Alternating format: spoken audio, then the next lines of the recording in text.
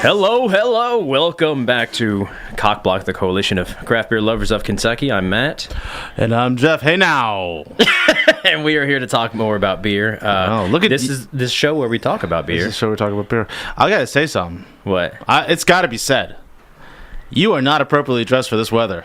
Oh, you're wearing a t-shirt as well, friend. I'm wearing a t-shirt because we're in this hot sauna of a studio. I came prepared because I was expecting 45 degrees outside, 90 in exactly, here. 80 inside here. You walk in, there's like a wall of like heat and sweat. It's crazy. People are like in their bikinis and around here. I mean, what goes on at 93.9? If only the rest of the community knew. It's Naked Monday. Oh yeah, there's my headphones. Half Naked Monday. My headphones were really off there for a second. Were yours? Huh? Mine are great. Are they now? Mine are fantastic. All right, I'm playing with the board here. So I see you got on your Listerman Brewing Company shirt. Yeah, man. That's what's really inappropriate. It wasn't the t-shirt. It was that. It was that I'm wearing Listerman. Right.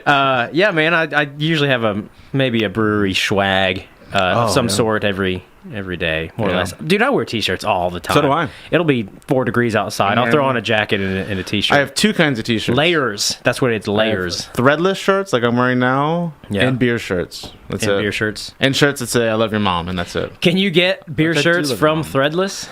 I don't know why they don't do. They do superhero-themed shirts and video game shirts and puns, but I don't know that there are any. You know what? I think there needs to be a company out there that makes t-shirts, and I guarantee anybody could start one of these in their basement because all you need is a press, I guess.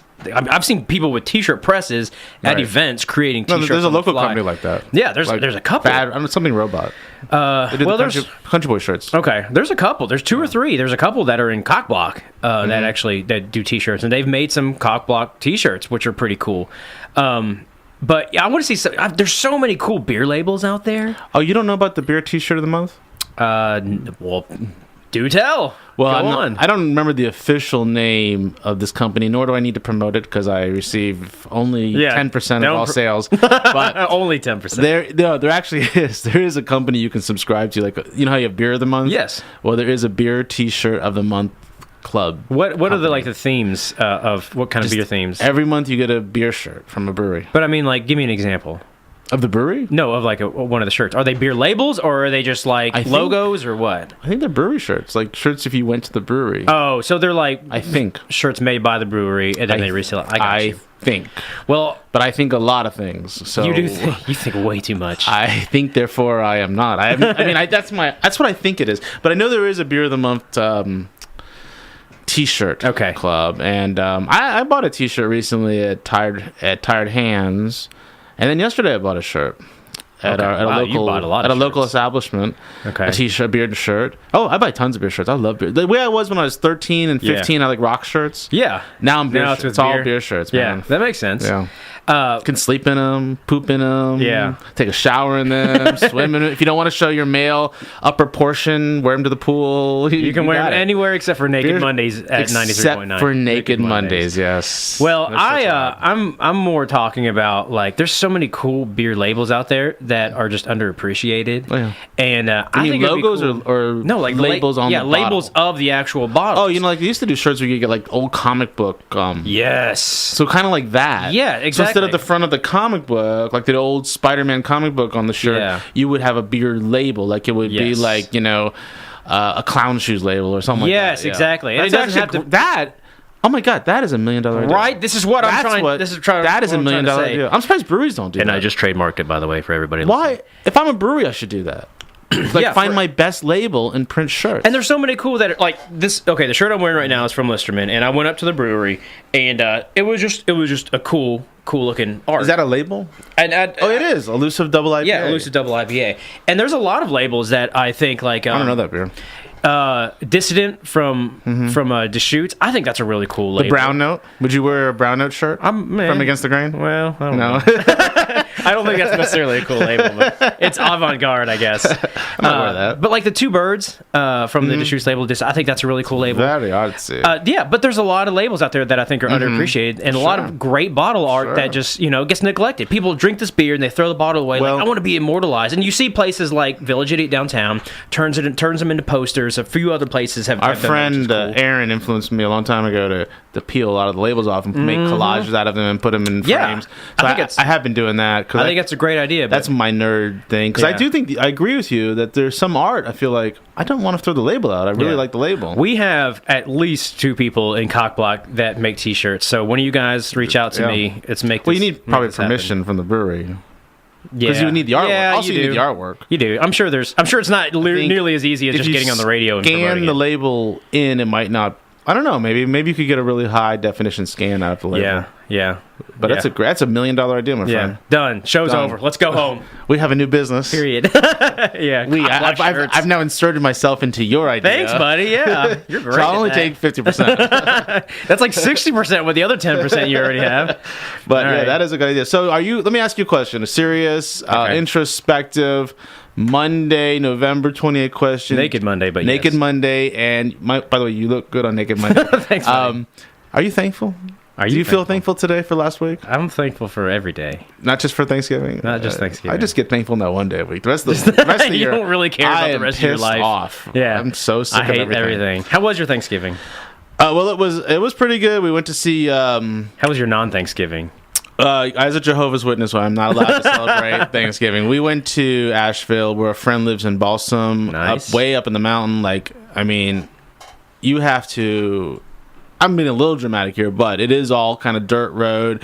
You're either a professor or a redneck, I guess, if you live up this mountain, because you go up the dirt road and the GPS is kind of not. Can I call you that now, Professor Redneck? Well, that's what I'm trying to. Because we passed. There was it's not a two-way road, so we did pass a guy in a truck getting to his house with a long, big A beard. Yeah, but I admire you, my friend. And my wife said, "Oh, that's a North Carolina mountain guy, right?" Yeah, there were gunshots going off during Thanksgiving. We could hear him in the mountains resonating. It's like normal. They're hunting their turkeys. Yeah.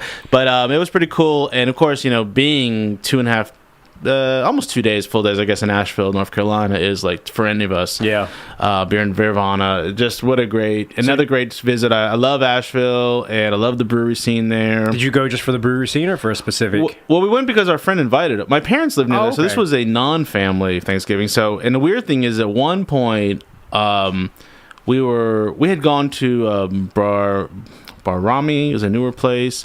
One night and put pictures on Facebook, and then the next day, it's a brew pub. Okay. My sister texted me, said, "Oh, I'm here now." I'm like, so you must have gone to our parents' house." And so then she met us at Burial and said, "There is no way I gotta hide that I'm meeting you here at Burial because I didn't go to my parents' house for Thanksgiving. I'm in Asheville and I didn't visit their house or have Thanksgiving. Did you post her to social media? You being the they're not really on social media. We did. I posted pictures from we were at the Funkatoria, we were at the brew pub. Yeah. There's a new Green Man next to the old Green Man. It's a 2-story Green Man. Are you talking about next to Jack of the Wood? No, well in South Slope where all the breweries are, you can walk from Burial right across the street to Green Man. Yeah, and Twin Leaf, and also Green Man had a brewery there, or a tap room already. I think I remember that. Right next door to it, they built another 2-story tap room. Interesting. With your obligatory fancy gift shop downstairs, a tap room downstairs, a tap room upstairs, and a bathroom level in the middle. Yeah, very fancy, lots of TVs.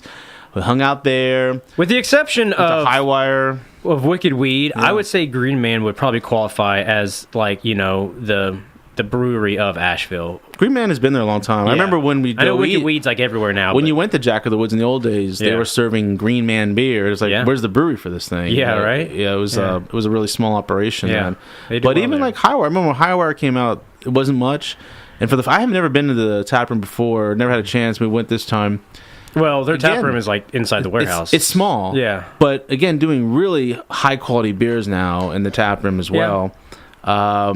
Barrel was rocking, the Funkatorium was rocking, the brew pub was rocking, and now in the Funkatorium, Wicked Weed is a huge business because before there was no bottle shop in the brew pub. Then they put a bottle shop in there. Mm-hmm. There was no bottle shop in the Funkatorium. Now They have There's one a bottle shop. Really, I didn't know that. They understand the whole tourism business really well. Make sure you have a bottle shop. Make sure you're selling tons of swag. Now they did a release just recently. They did a release on Saturday morning. The Jester King collaboration. Is it the Red Atrial? Yeah, okay. And some friends of ours I know were camping out all night. There was some cockblockers there. They were there Todd's wife and Todd. I saw a picture of Todd's wife in the. Did you see it in the sleeping bag? Yeah, she was like, "Oh, because it had to have been like 30 degrees outside." Yeah, she said it was cold. And they camped out or something like that. I guess they camped out. I saw she had like the whole. They slept outside in sleeping bags. She had the sleeping bag snuggled up like a caterpillar in a. They got their bottles. Yeah. And people were there really early. So you didn't. Go no. We left. We went to on Saturday morning. Went to Biscuit Head. Oh, nice! I mean, come on, Biscuit Head is just the bomb. That's great. That and Early Girl Eatery. That's Early Girl's cool too, but Biscuit Head to me is just damn, has good stuff. Yeah, dump. So you had a good time. Yeah, I mean it was. I probably had 40 something new beers. And What's some of the beer that you had since we were on a beer related show?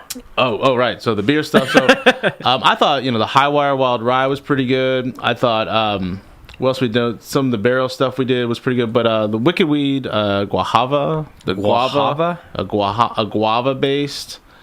Like a sour. Okay. We also went to Sierra Nevada, and I had never been to. Yeah, you mentioned that last show you were going to go. How'd you been there? Yeah, I've been there. Man, what a Disney World! You drive. It's like a huge, just like wilderness. It's off the airport. Yeah, and it's like they have the big gate, like you're going to Disney World. Yeah. And we there, like the road to get there is like 2 miles. So we get there at 11:15. I mean, it's 15 minutes before the restaurant's going to open. And there's already a bunch of old people hanging out. It's mostly old people and their families. Did you do the tour?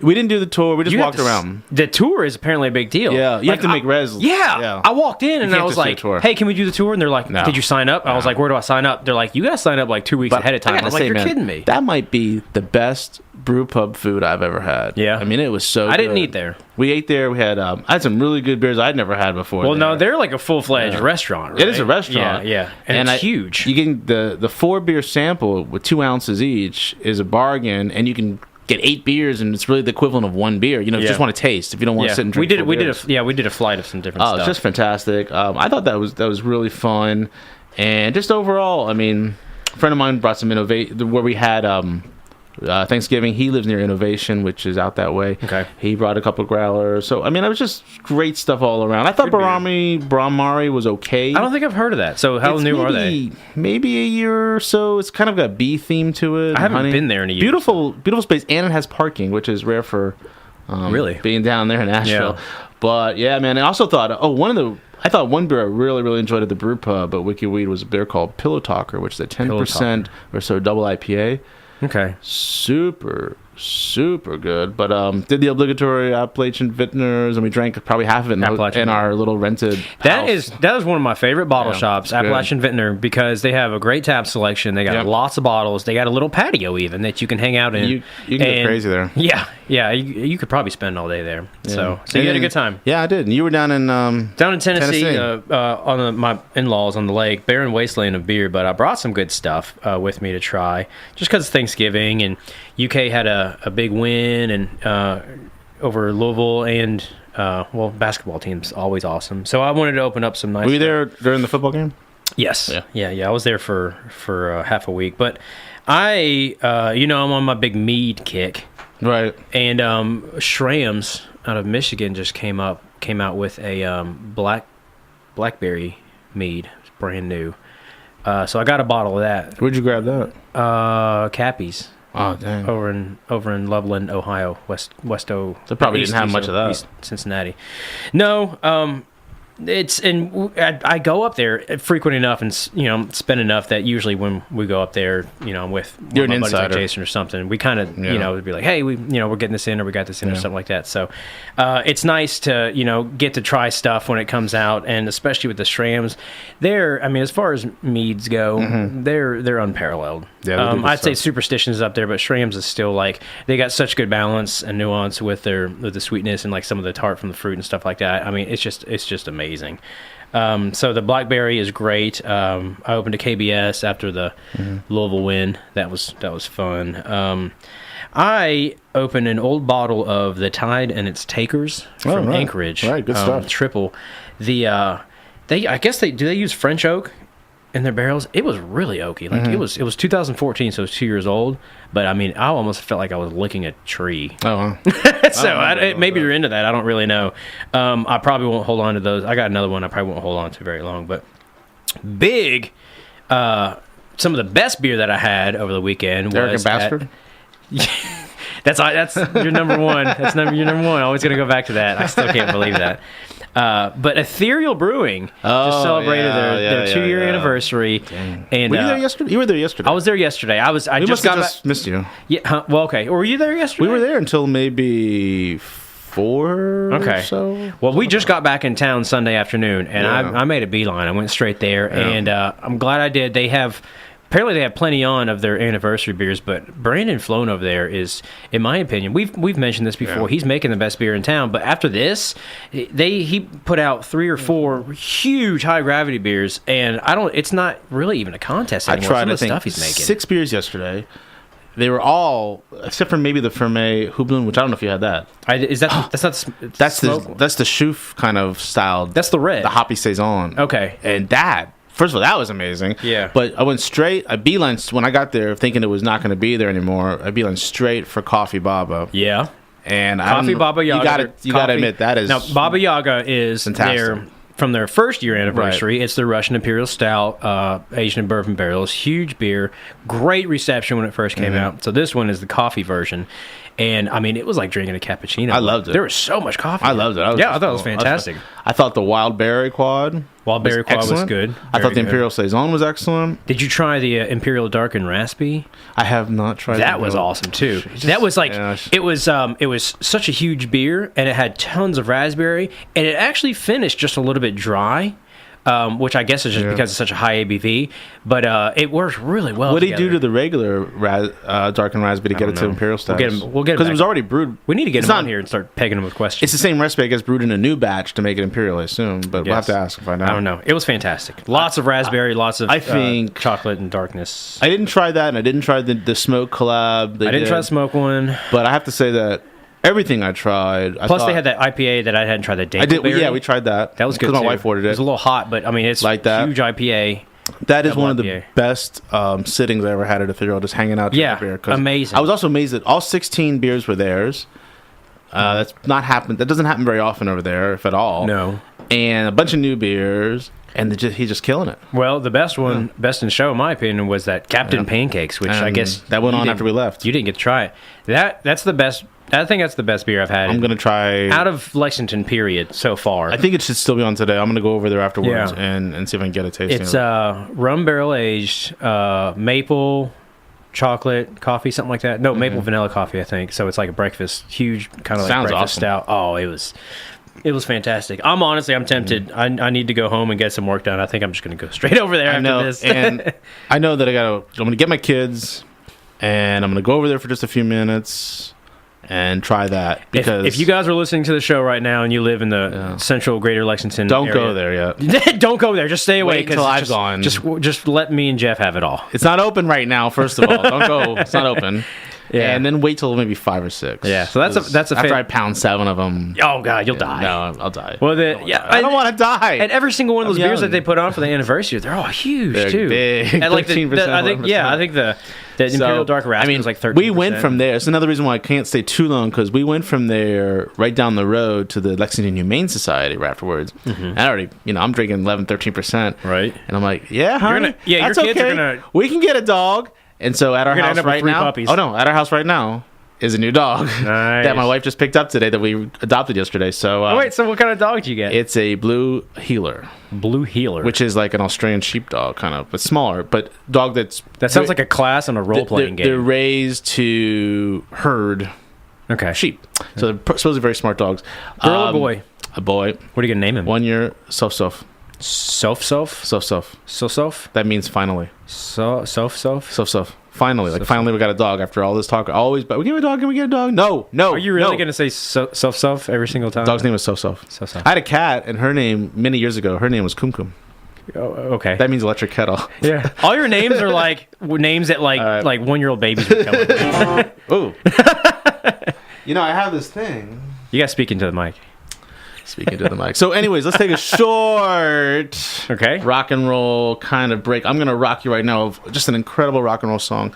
Everybody listening to the show just got trolled by Jeff. Dude, I can't believe you've never seen Fame. No, I've never seen Fame. Nor the movie, nor the TV show. No. Is that, when we do our top 10 list of movies, is that going to be number one? I want to live forever. It's like you're the best experience of your life watching Fame and drinking an arrogant bastard. Oh my God, are you kidding me? If my best beer T-shirt was on it, then it would just be even better. You know? Oh my God! You're listening to COCBLOK, the Coalition of Craft Beer Lovers of Kentucky, 93.9 FM, WLXU. You got Matt and Jeff here talking about beer. We're talking about the big Ethereal event that they just finished over the weekend, but they got a lot of good stuff on tap, so you guys need to check that out. Some of the best stuff in town right now. Yeah, absolutely. We were kind of looking over some of the stuff coming up. Country Boy has a good event coming up. This Saturday? Is this Saturday? So for those of you watching this on video, when it comes on video, it'll have already gone.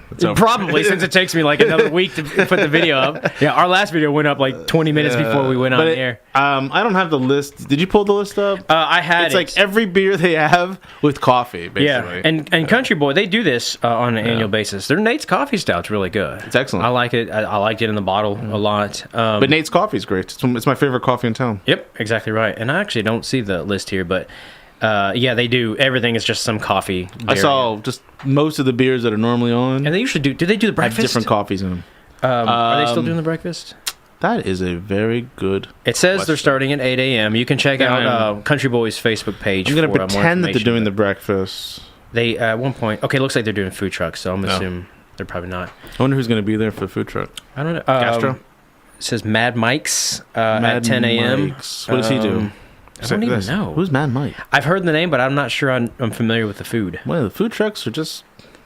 exploding, man. There's all up, kinds of food trucks. I don't know. It's like there's a Sri Lankan food truck is like the next craft beer. There is a Sri Lankan food truck in Lexington called Tuk Tuk. I've seen that. Never had anything by them. I haven't either. I want to. Have you had Yamaguchi's noodles? Well, of course, man. Oh my gosh, he doesn't even have a truck, does he? He's got like a tent. The rumor I've heard, and maybe he can call in here. The phone number used to be on the wall. I don't see it anymore. Maybe I wish we had he can call next door. We can go grab him and ask him. Yeah, he's gone. He could confirm that he is opening a place on Bryan Avenue. That's that's the rumor I've heard, is that for all the foodies out there, that Yamaguchi will be open. You know, if you don't remember Yamaguchi's, over off of Richmond Road and I forget the name of the road that you go back behind Richmond to get to where Yamaguchi's used to be, which is now a really cool Japanese restaurant with desserts and sandwiches. But is that he was gonna go to Japan, close the shop, and now he's never left, and so he's doing all these mobile stuff, and I guess he's gonna open up his own place. He is fantastic. I had actually I'd heard of him. I never had it before. I had it at Arcadium. The restaurant was great. Okay. I had some of his noodles over at Arcadium for the first time. Fantastic. Very good stuff. Yeah. So that's a good event coming up Saturday. Again, check out Country Boy's Facebook page for more information on their Nate's Coffee release. Black Friday just happened. Did you do any beer hunting? Steely Dan. Well, I wasn't here in town, and so I know that... Did you do beer hunting in Asheville? On Friday... So the thing about people in Black Friday now is they've turned the entire... In the beer world anyways, they've turned the entire day after Thanksgiving not into a Walmart frenzy or a Target frenzy or a Best Buy frenzy, but into a Bourbon County Stout from frenzy. Goose Island, yeah. That everyone has to rush out to wherever they live. Yeah. And just load up on Bourbon County. And if it was going on in Nashville, I wouldn't know because I didn't. I'm sure it was, but I didn't bother. Yeah. And I saw a lot of photos from around here where folks were grabbing some. Did you do that in Tennessee? Go looking for it? No. Yeah, I'm done with that chase. I am too. I actually haven't bought any Bourbon County even in town in the past like 6 years. The Goose Island does this on purpose, though. They time it with Black Friday. They make sure all their retail stores and their distributors get the beer to them on Friday. I did ask a couple places. Every time I drive down to Tennessee, I go through Corbin, Kentucky. There's a little liquor store called Liquor Mart. It's just kind of a hole in the wall, but they get some pretty decent craft beer. So when I go into Tennessee, where there's nothing there, I'll stop in there. They'll usually have like some 3 Floyd Bombers and stuff like that. All the way down in Corbin, wow. Yeah, and that's kind of like that's good. Everyone's got their little honey spot or whatever. And I asked him, and I had asked a couple other places, and they're all like, we get it on Friday, and then that's when we're going to release it on Friday. I ended up not even worrying about it, but yeah, they coordinated on purpose because they want to. it's marketing effort. You want to create some anticipation and get everybody out there on every year. This comes up. I do my old man on the lawn chair routine back in the day, because I remember back in the day when I could walk into a Hy-Vee in Columbia, Missouri, and in the fridge there'd still be a 4-pack of the white label. Oh yeah, Bourbon County back Stout with all the text on it. Yeah, that nobody was buying. And you used to be able to go in when you wanted it and get, even after we got here 6 years ago, you could still get a 4-pack. Now with the new bottle size, even before the new bottle sizes, it's just you can't even get a 4-pack unless you're going to run around town like a crazy person, or you bring tons of mules with you to buy bottles. So you're going to buy a whatever the price is, pint. Yeah.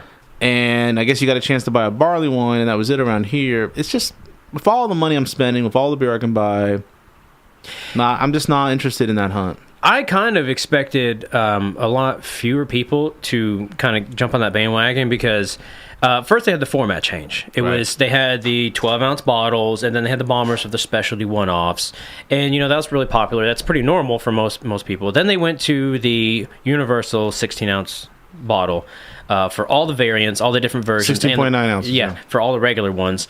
And it makes sense. I know why. There's lots of benefits from a production standpoint when you're doing that, because you have, everything is under the same glassware, so you don't have to buy multiple bottles and stuff like that. But when you factor in, a lot of people like to get the big bombers of the coffee, or the proprietors, or whatever you're getting, the rare, so you can bring it to share. Now all the big ones have been condensed down, and the price hasn't gone down. Yeah, and the price is it's pretty much the same. Rare, which was a 22-ounce when it first came out in a cardboard box, is now twice the price that it was when it first came out. Well, I guess I can't say price, but it starts with a 4. Yes, exactly. And that was when we lived in Missouri. I remember, and you could buy that pretty more or less easily. Now it's twice that price. That's insane. And it's in a much smaller size. Smaller bottle, 16.9. I think it's insane. Although it's a nicer box. Dude, you can have the box. It's like, keep the box. You just bought an incredibly expensive pint of beer, if you think about it. You're paying for the wood. It tastes good. It's fine. I think a couple weeks ago I opened a 2011 bottle that I had of Bourbon County. Okay. And it was tasting amazing. Yeah. It was I still have like 2013 left. Fantastic. But I'm not paying those prices or doing the hunt anymore. The format change, it was a little annoying. I think for a couple years I had already kind of stopped, just because it had become such a crap show. Everybody showing up, pushing each other, standing in line, give me this, give me that, whatever, and it just became this debacle. So they did the format change. Not a whole lot of backlash, because I guess people still want the rare stuff, the hard to get stuff. People will buy what the heart will buy. Yeah, but then last year they had all those infection issues, and they recalled. Did they actually recall any beer? I can't remember. They issued refunds. You could refund. They did a lot of the refunds, but the infections slowly over time started to affect almost every single beer in the lineup last year. Excuse me, it started out with barley wine immediately, then like regular, and we actually some friends of you might have been there. We opened up a rare from last year not too long ago, and it was starting to get really sharp too. I didn't have any infected bottles from last year. Yeah, I mean, you may not have been at that bottle share we did, but thanks. This was a couple weeks ago. Yeah, you were. Thanks. We don't like you, is what it is. So. But even the Bourbon County Rare was starting to. You don't flush the toilet one time at a tasting. One time, don't get invited back. Yeah, well, you puked in it also. So, that's true. So I thought with the infection issues there would be a lot of backlash, but I still see a lot of people don't care. They just I'll risk it again. I had 2 regulars and a barley wine last year, and they were not infected. The barley wine. I had the coffee last year on draft right when it came out, and it was great. It's great. Now, although this year they did pasteurize the bottles, so the yeast won't affect it negatively. You won't get any off bacteria and stuff like that. It might not develop over the years like it normally would. You'll still probably get some oxidation, but yeah, I mean, it's almost like one more reason not to. The only way I would buy one if I just happen to come across a bottle, then I might say, okay, fine, whatever. But I'm not waiting in line. I mean, last year what I did was I was working out, and on the way back from the gym, I drove by the Beaumont. Yeah. And I saw like 5 people outside, or 6 or whatever. And I said, well, okay. It was a few minutes before it was going to open. And I said, all right, I'll go. And I got a couple bottles that way. But I'm not going to camp out or do any of that stuff. Yeah, there's so many other good options out there. Much better. Now, granted, it is a fantastic beer. I'm not going to pretend like it's not. If I do come across one, I'll definitely buy it. And for what it is, it's such a high gravity, such a viscous stout aged in bourbon barrels. I'm not going to say you can go out to any liquor store and just pick something up on the shelf that's exactly the same as Bourbon County, because a lot of times you can't. But I am also saying it's nice. Kind of bring this full circle that we get. We're starting to see some options produced locally that could rival something of that caliber. And again, I'm bringing it back to the stuff that Ethereal's been putting on lately. It's nice that we kind of get some of this production in our backyard. There's a nice piece right now. People want to go look at an All About Beer about the origins of Bourbon County and like, what is it. Even Greg Hall, who at that point, who's Greg Hall? He was the owner of Bourbon before he sold it to Bev. Admits that he doesn't know when the first one was brewed. He thinks it might be 92 or it might be 94. So even he's not sure because they don't have logs from back then. Okay. Well, they were one of the original bourbon barrel beers. Now, they weren't releasing it in bottles way back then, were they? I haven't finished reading the article. Let's read it when we're not doing a radio show. Of course. Jeff's over here like scanning the article, and I'm just like talking. I pulled it up earlier thinking we might talk about this, but I didn't get a chance at work to actually read. I was actually doing work at work today. Okay. Yeah. Well, I thought some more people kind of jump on, more breweries and stuff start doing Black Friday stuff, just because it's big I'm kind of surprised they don't. Yeah, you got the Bourbon Counties, but that's really it. I could see a day where you have 3 or 4 breweries doing this, and you go to your local establishment, and you drop. Plus, like tons of money. Everybody's shopping. The first thing you want after you're done is a beer. So. But I'm glad. On the other hand, I'm glad they don't do this because I think it's stupid. In what way? Dude, I don't like the whole encouragement of rush out and buy. I mean, I like my paced shopping. I don't want to have to wait in line or rush to the store at 9 a.m. or even before 9 a.m. and camp out in the lawn chair just to buy 2 bottles of 16.9 ounce beers. I mean, it drives me crazy. Yeah.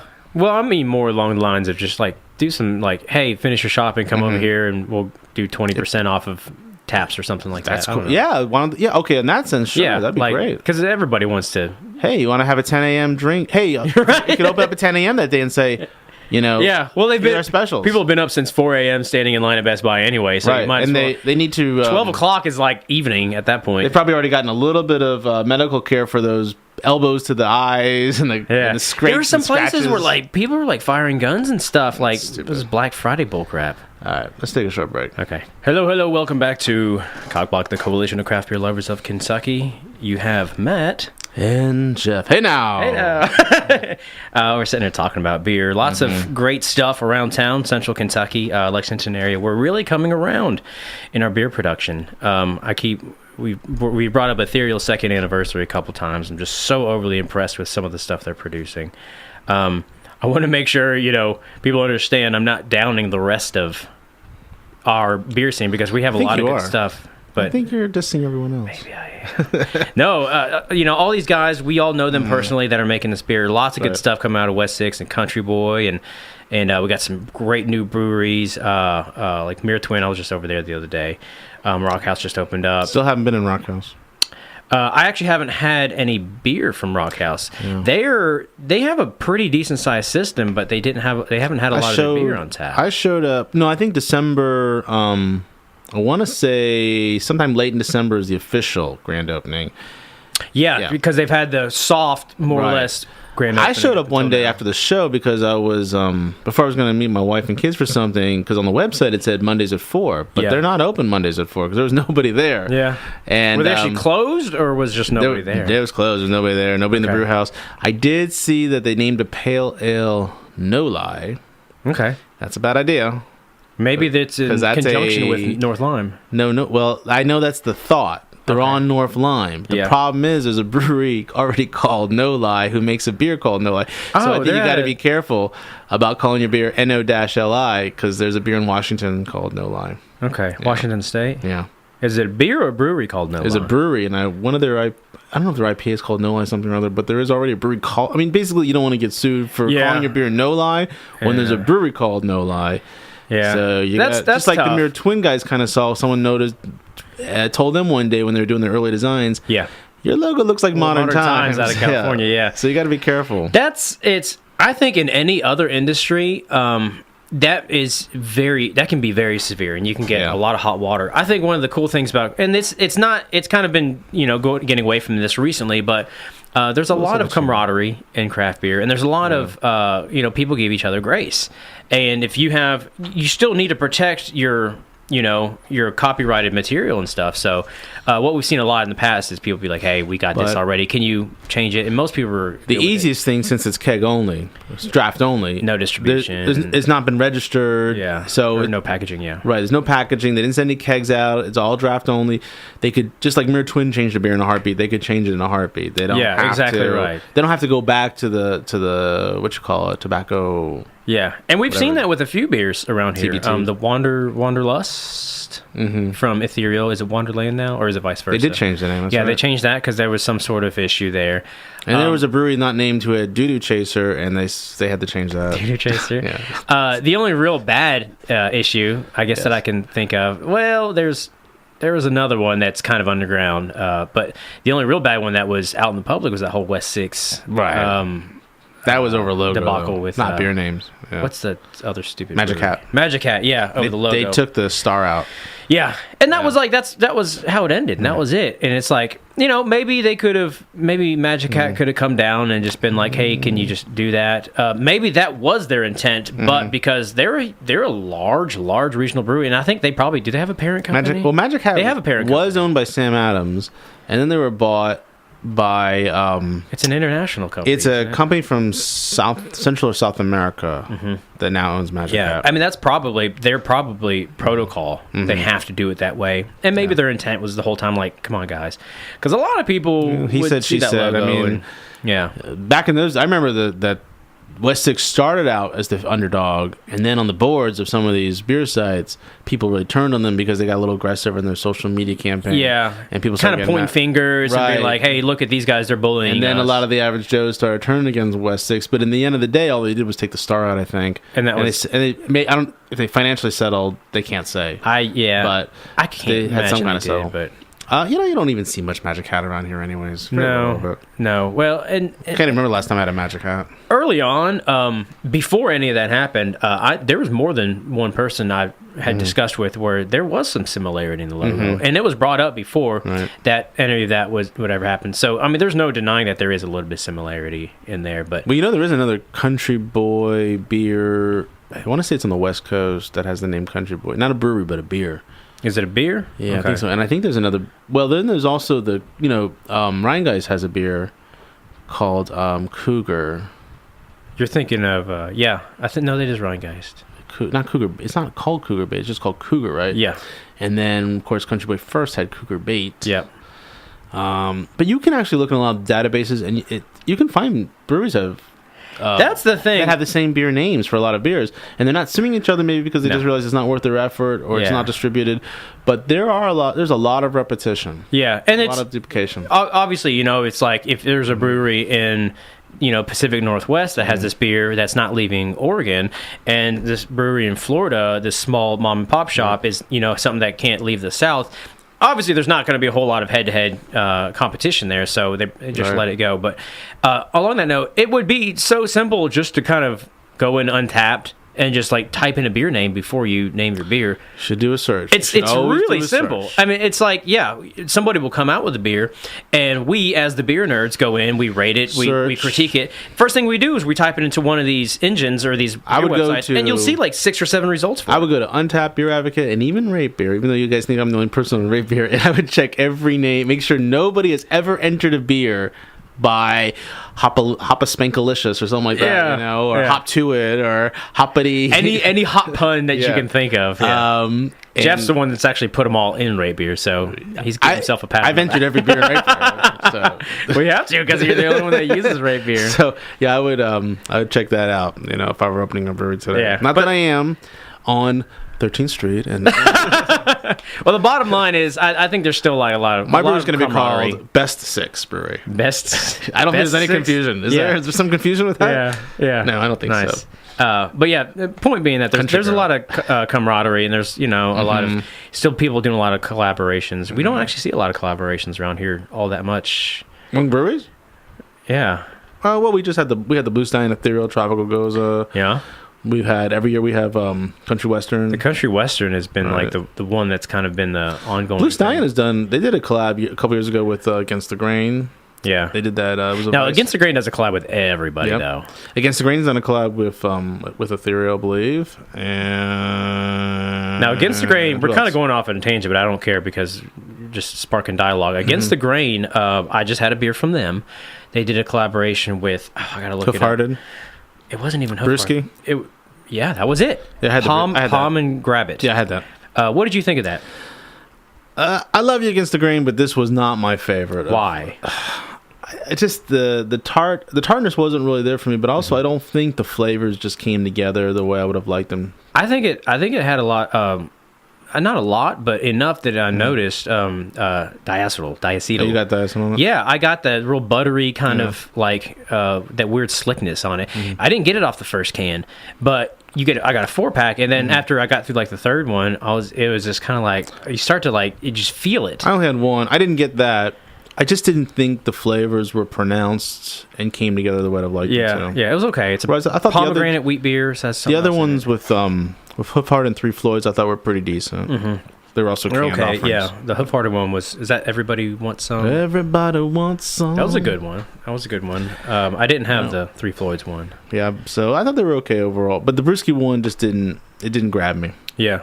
No, I was actually you mentioned that, and I wanted to bring that up because there's not a lot of beers that it's just right there you get it. I think now what I would like to see here in Lex, in Asheville, they've done this too, and I know it's kind of superficial, and you're not all really collaborating and hanging around the kettle, but they've done these beers where all the brewers come together, like physically.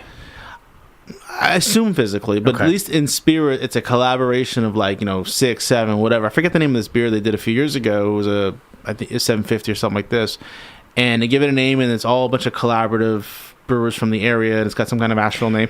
Couldn't you imagine though one day all the brewers in this town at least coming together conceptually and working out a beer together and figuring out which facility they would brew it at, and then doing a bunch of 22-ounce bottles or 750s? But there's so many issues logistically, without even it's been done at other places. Cincinnati does one, and they do it with every single brewery in Cincinnati.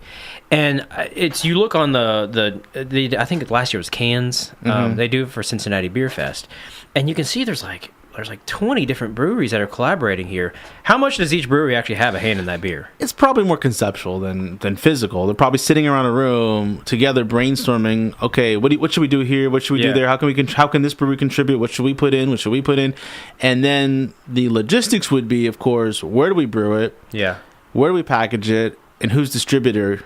Because unless you sell it at the brewery and you want to get it out, whose distributor does it go through? That's, I think, the West 6 Country Boy debate. Yeah. Is one gets to handle the kegs and one distributor handles the packaged product. Yeah.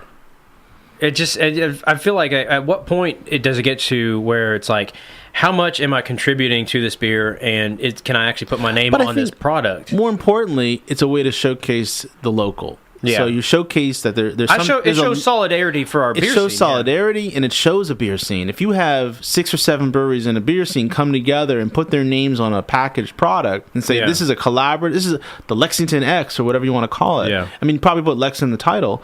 That's saying something about Lexington and beer, and I think that's a good I think that's a good promotional tool. I mean, let's say even you split the revenue, whatever, and it doesn't turn out to be very much in the end. You've done something to help promote the local scene. And I think that's what it comes down to. You have to actually put your own establishment aside for the most part, because you're not going to get a ton of money off of a 6-way produced beer, you know what I mean? But more importantly, what if it turns out to be a dud too? Then it's just kind of waste of time. All you're really getting is it really is kind of marketing, but it's exposure, and it shows that we have something growing here. I would love to see something like that. I think that's very hard to do. I think kudos to Asheville, kudos to Cincinnati to get something like that going, but you're going to need an entity, maybe like COCBLOK. I don't know. I'm seriously just kind of like. Let's just call this the Lexington COCBLOK. No, but somebody's going to have to head that up, and it's not going to be a Country Boy, or it's not going to be an Ethereal, because they have their own stuff they got to deal with. It's got to be an outside party to bring everybody I think together. Probably West 6 would be the best. I mean, I don't know. I'm not speaking for them, and maybe they would say it's not true, but they seem to have more space than the other brewers that they could find some space. They also have their own agenda too. Yeah. You know who we need to get? We need to get the one of our godfathers in here. We need to get Chris Vandergrift back in talk, because he did the whole. He's done our. What was that? He's done like the the beer fest. Right. He's the Lex Beersy and everything like that. Chris, this is your job to put together this. We're putting this on you. Yeah, so you've been hired. The pay is exactly $0. Get to work, buddy. Quit goofing off at work and wherever it is you work. Get air conditioners. Get to fake work. Get to some work. Put this together, and we'll expect some results. That's kind of cool. So 6 or 7 months. We have 2 tasks that we've been charged with at the end of this episode of COCBLOK, the Coalition of Craft Beer Lovers of Kentucky. One, we're going to do a Lexington wide collab. Right. Beer. And I'm sure it's not a logistical nightmare. It's got to be very simple to do. And 2, we're doing beer label T-shirts. That's right. And the slumber party. Didn't we talk about slumber party? Or was that just me? Yeah. I thought we were. Oh, sorry. You get caught up in Naked Mondays. That might have been during the break. We were talking about slumber party. Sorry about that. Great. Well, I think we've said a lot. Maybe too much. You know what I'm saying? Because this has been COCBLOK.